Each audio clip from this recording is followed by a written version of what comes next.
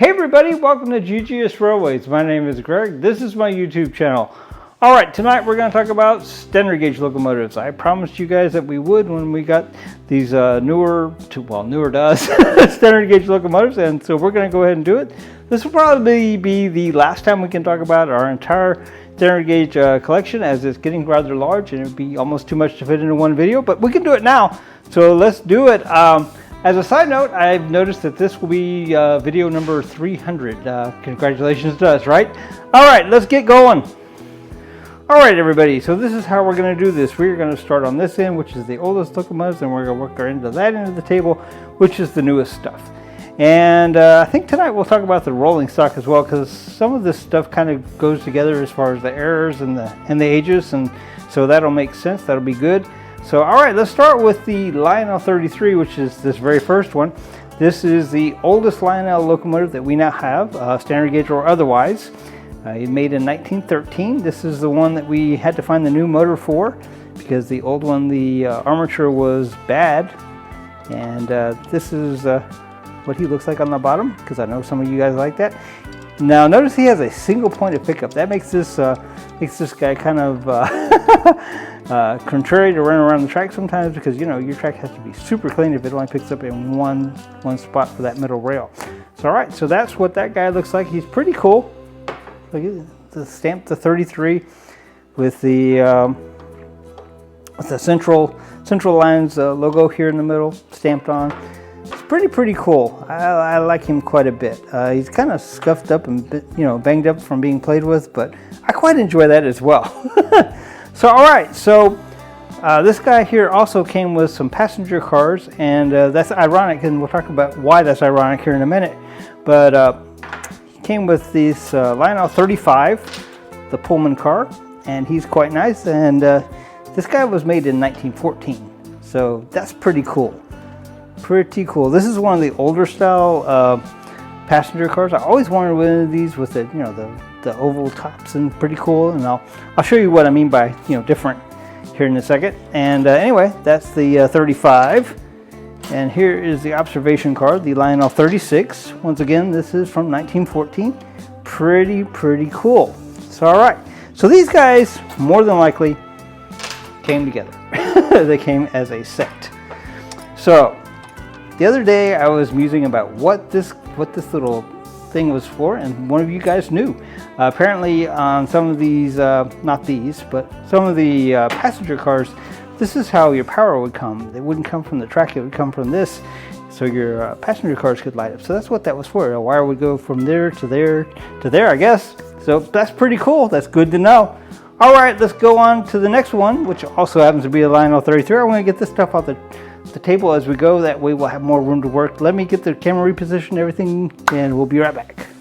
All right, everybody. Next we have yet another Lionel 33 locomotive that we got, because I wasn't sure I was going to be able to find the parts to fix the other one. In the meantime, I found a whole motor, and then I found this guy. So we wound up with two, and I'm not complaining about that. But this guy also is from 1913. He's quite nice. This guy has been pretty much restored mechanically. The body's kind of rough, but the mechanicals on him are all pretty much new, and he runs very well.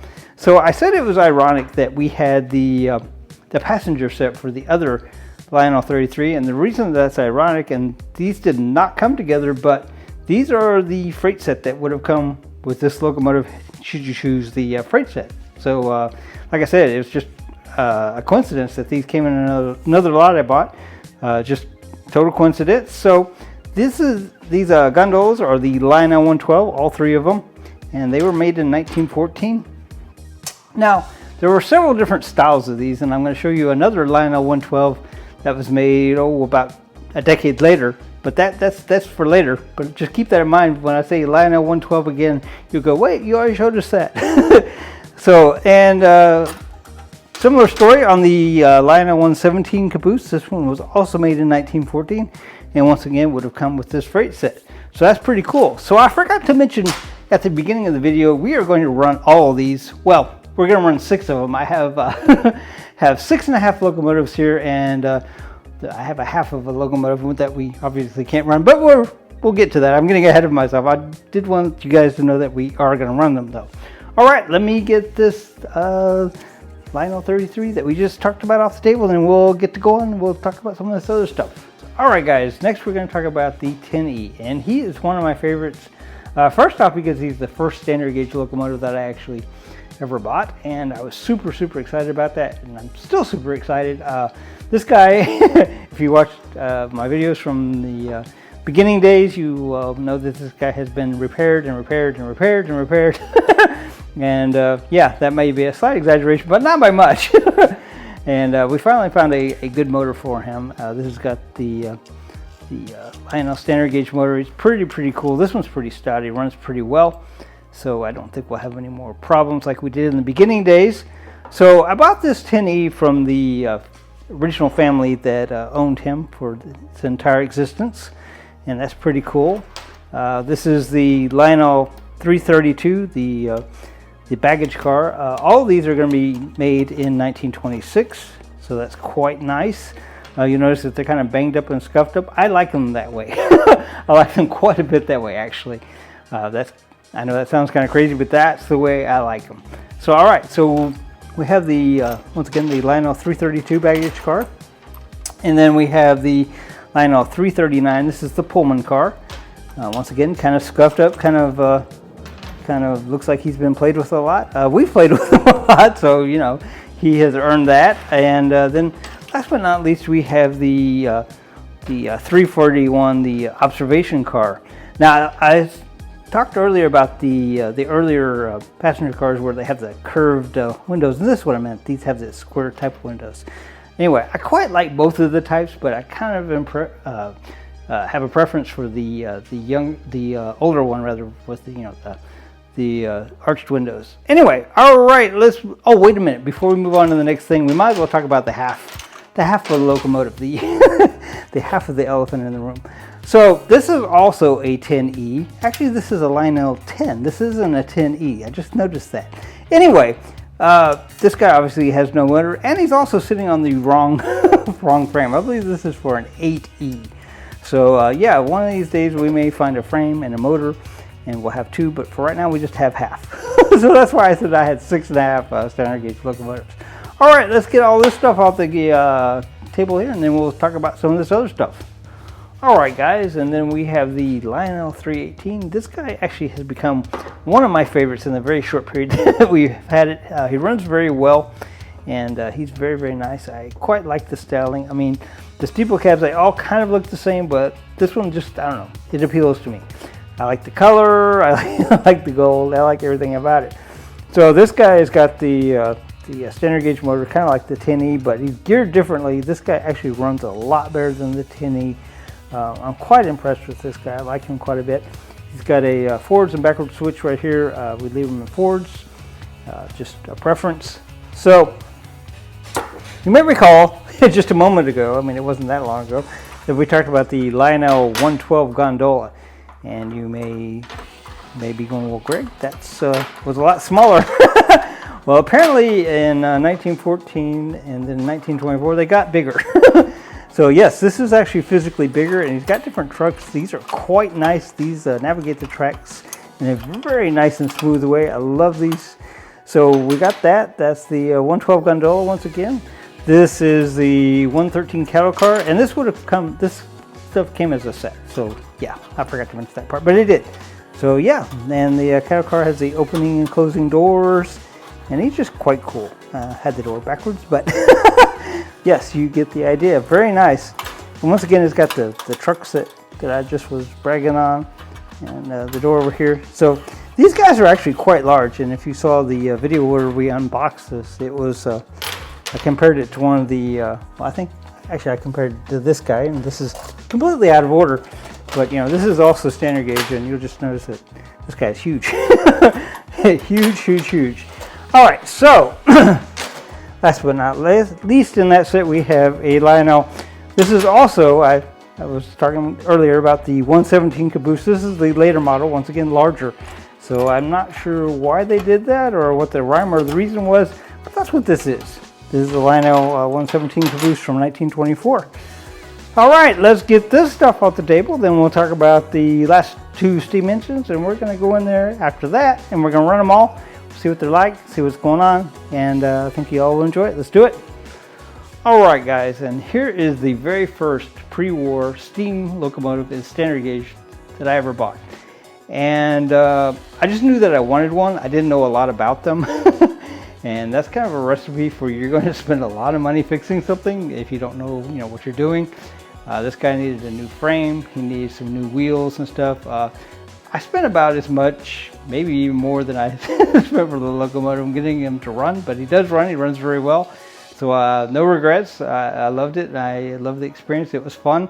So anyway, this is the Lionel 384E. He was built in 1930. He's very, very nice. He runs very, very well. I enjoy him, like I say, quite a bit. So the other two cars behind him did not come with him. They came in another lot of stuff. They would have been from the same era, so I usually run them with this guy. This is the Lionel 516 coal hopper, and he was built between 1928 and 1940, so he's in about that same area. Age-wise. And then this is the Lionel 517 caboose that was made from 1927 to 1940. So these go together very, very nicely. So all right, we only have one more to talk about, and I'm going to get this pre-war off the table, then we'll talk about something that's solidly not pre-war. All right guys, so here we have the Lionel 1 384E, and if you're paying attention, you notice that the last one I showed you was the pre-war 384E. This is Lionel's remake of the 384E, and it was made in 1989. If you're familiar with Lionel products, every once in a while they'll reintroduce something that was popular back in the day and sell it based on the nostalgia or whatever. Anyway, this guy is quite nice. He works pretty well. Got a little issue with the E unit that wants to stick, or it doesn't want to stick, it just doesn't always want to go forwards, but we deal with it, it's fine. If you've ever seen me play with it, you know what I'm talking about. Not a huge deal. Anyway, and then behind it we have the youngest member of our standard gauge fleet. This is an MTH 514, and he was actually made in 1998. So that is pretty cool. So alright, that is the end of the standard gauge fleet showing you guys. So let's take it in there and let's run around the track. Now I have a little bit of a surprise in there for you guys because we're not going to do it on the floor. Let's go. Alright guys, how about this? So I got the standard gauge track that we got with actually the locomotive we're running right now, the one that I bought sight unseen, and I actually bought it for this track because the guy said the track was good. So anyway, so I took up my G-scale track earlier and I put down this standard gauge, including our beautiful bridge. I love that bridge. I love that bridge. Now, for anybody that knows better, you'll know that I don't have the bridge set up exactly correctly. There's supposed to be two short pieces of track that enter and leave the bridge, but unfortunately, as you can see, that would be longer than 8 feet wide. So I had to go with this way where the curves tie into the bridge. It works out okay. I have some popsicle sticks and stuff to compensate for it, but anyway, I just wanted you guys to know that I do know that that's not correct. It just wouldn't fit up here. So that's an interesting, actually an interesting thought about standard gauge and why Lionel kind of decided to phase out standard gauge. First off, it was expensive. I mean, expensive. Some of these standard gauge locomotives were more than new cars at the time, and obviously not everybody could afford that. It was clearly a wealthy person's hobby. And you see how large this is, and that's not even with all the pieces that go to the bridge. And not everybody had this much room in their house to set up a model train. So all right, anyway, that probably explains a lot about that. So let's get this to go, and we're going to do this Lionel 33. Once again, this guy was made in 1913. He is very, very cool. This is the one that we bought the new motor for. So let's try it out.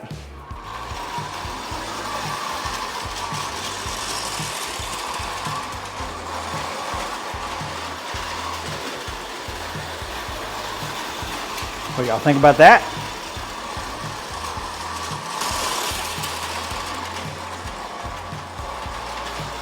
So when I set all this up, I had a problem because the power thing, or the power clip, was built into the track, and it was corroded to the point that it wasn't giving it very much power, and I thought there was something wrong with either the track or my locomotive, but it turns out no, it's just old. So all right, so this is the Lionel 33, the passenger set. And here in a minute, we're going to run the other Lionel 33 with the freight set. And we'll see which one you guys like better. So for just one pickup on the bottom on the center track, it's not too bad. Works pretty well.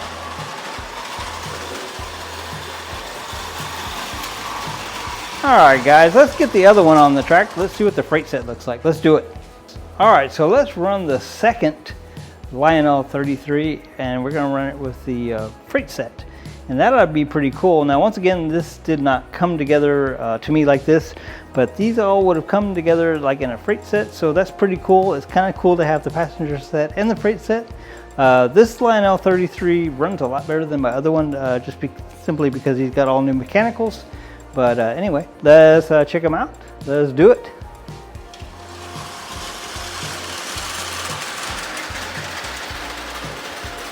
Pretty cool. So which one do you like better? Do you like the passenger set better, or do you like the freight set better? Man, that's gonna be a hard choice for me. Pretty cool.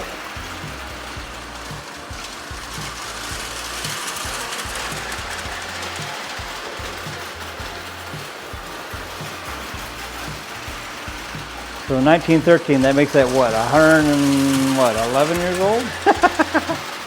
Wow.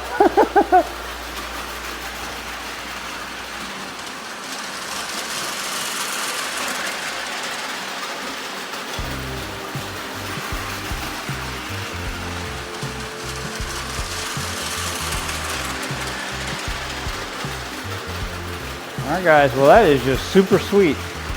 Alright, so let's see, what comes next? Is it the 10E? I believe it's the 10E. Let's get it on the track. Alright guys, and next we have the Lionel 10E, and he was manufactured in 1926. His passenger cars light up. You may or may not can see it. They don't light up real well, but they do light up, so let's check it out. So like I said, the Lionel 10E runs really, really well. We have really learned a lot about center gauge locomotives with that little motor. Very nice.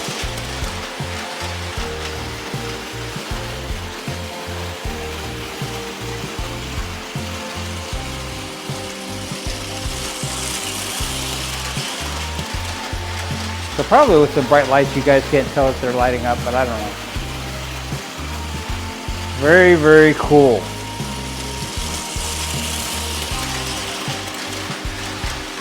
It's just a wonder to me that things that are this old work this well. All right, let's try the next thing, which I believe is that the 318. Let's do it. All right, and next we have the Lionel 318 pulling a freight set.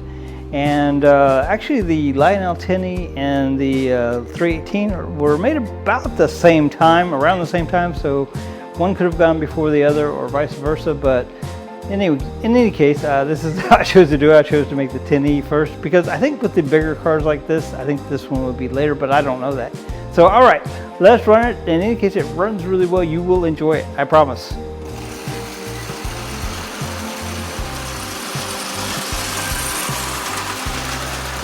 Super nice, super smooth.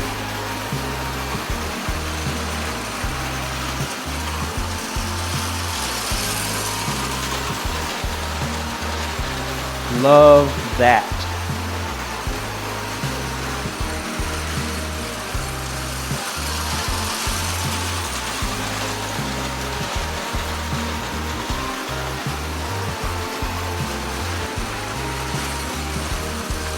How about those big old cars? I like that. That cattle car and that caboose, they're huge.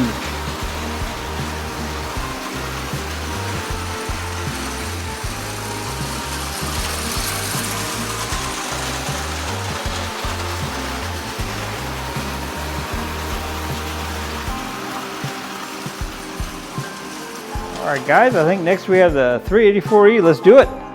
Alright guys, so I started here because I actually forgot one of the cars when I was showing you all the cars. This 512 gondola right here. Let's see if we can get them zoomed in. So yeah, he's of the same era as the others, the 1930-ish. So alright, I just, I did want him to feel left out, so I'll show him as well. So alright, so let's get this guy going. Probably not the smartest move to start that guy on the bridge, but we're going to do it anyway, and we'll see how it works out. I think it'll be okay. He's pretty strong, so let's check it out. Let's do it. All right, 384E. No problem.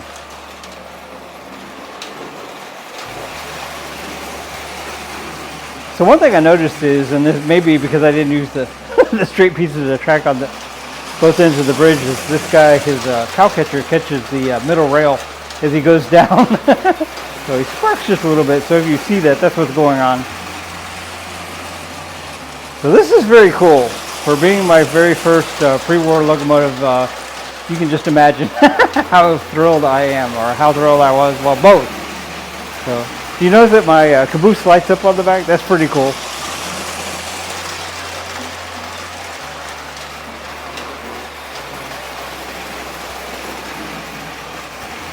Very, very cool. Alright guys, well I think we only have one thing left, which is the 384E of the 1989 Lionel offering, and we're going to go ahead and run the MTH from the, 1998 behind him, just because they kind of sort of go together. But anyway, let me get it all set up. Alright guys, so last but not least, we're going to talk about the Lionel 1384E. And this was produced in 1989 as a reproduction of the 384E that we just saw. And he's going to be pulling this MTH, I believe it's a 514 car, which was made in 1998, which makes it the newest standard gauge car that we have.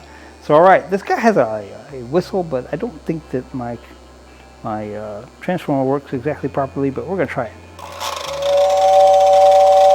Wow, I did it. All right, much like you guys. All right, so let's see if we can get this locomotive to go forwards.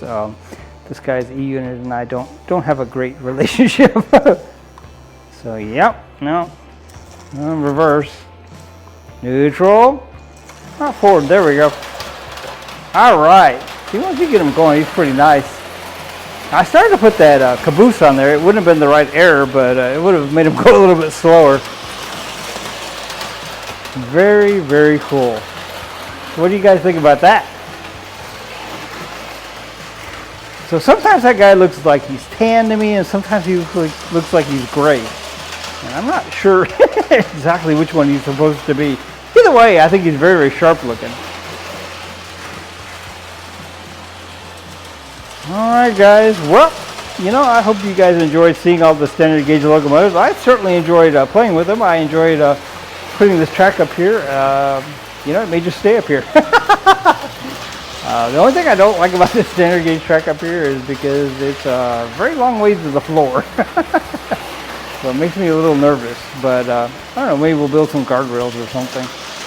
Alright guys, well, with no further ado, GGS Railways out. Thank you for visiting. Thank you for watching our videos.